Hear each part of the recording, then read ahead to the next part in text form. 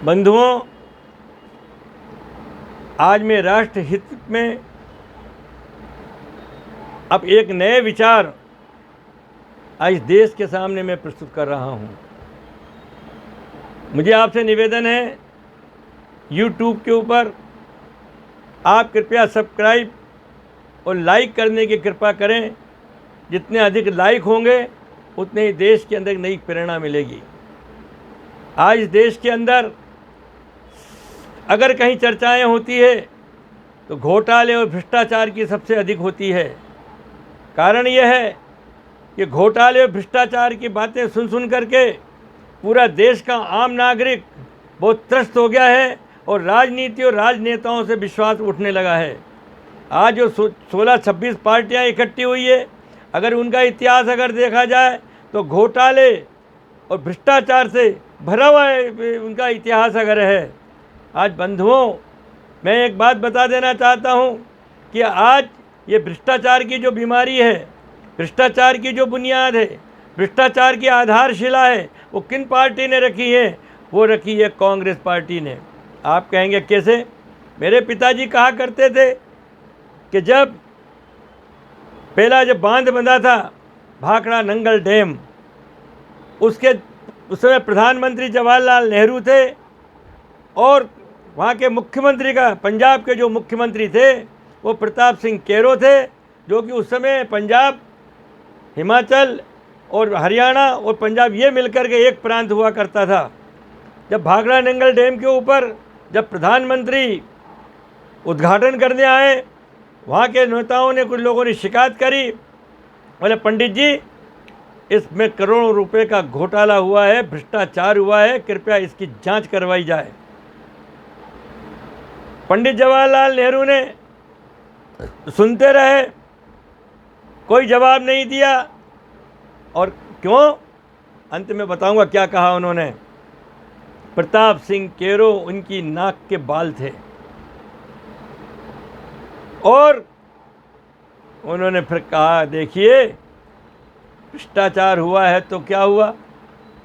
अरे भैया, देश का पैसा देश में तो है, वो केरो जी कोई विदेश थोड़ी ले गए।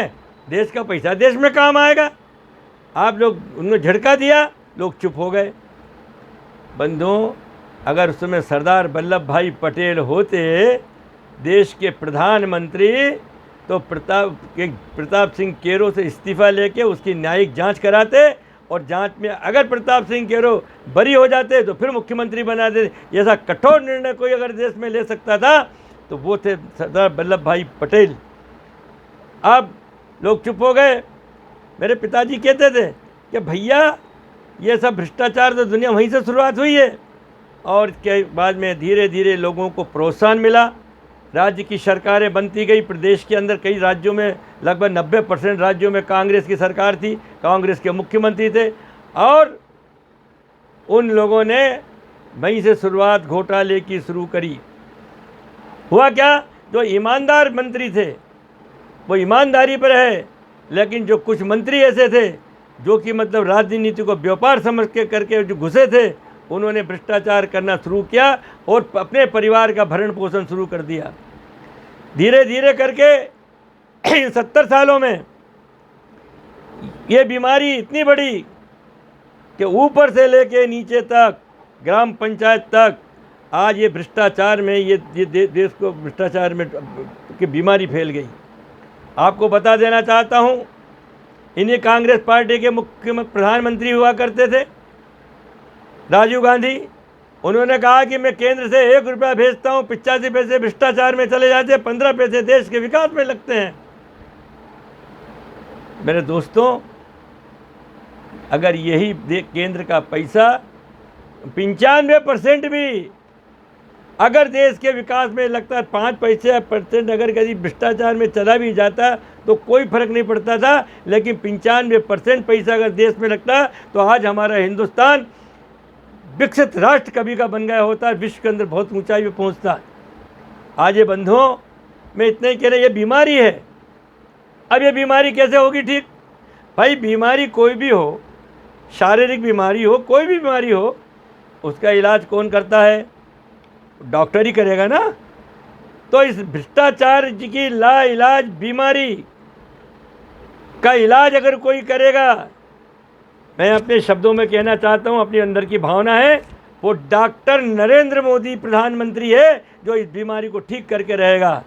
जब मुझे तो गर्व से सीना चौड़ा हो गया जब भोपाल की जनसभा में जो ने हुंकार भरी भ्रष्टाचारियों, वंशवाद, परिवारवाद के खिलाफ और घोटालेबाजों के खिलाफ जब उन्होंने एक्शन लेने का संकल्प लिया, मैंने कहा उसी दिन समझ लिया कि आगे काश अगर ऐसा संकल्प पंडित जवाहरलाल नेहरू ले लिए होते तो आज मेरा देश सोने की चिड़िया, मेरा देश स्वर्ण युग हमारा भारत का होता और हिंदुस्तान नई ऊंचाई पे होके आज विश्व गुरु पहले ही बन गया होता। आज हम विश्व गुरु बनने की लड़ाई लड़ने जा रहे हैं। आइए मेरे दोस्तों, हम डॉक्टर नरेंद्र मोदी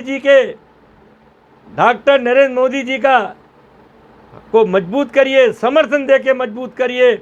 और हिंदुस्तान की अगर सब भला चाहते हो, हिंदुस्तान का विकास चाहते हो, हिंदुस्तान को नई ऊंचाई पे हर नागरिक देखना चाहता है, तो आइए मोदी जी के नाम पे भारतीय जनता पार्टी के कमल को खिला करके और देश से भ्रष्टाचार को मिटाइए। जय हिंद, जय भारत, जय मेरा देश।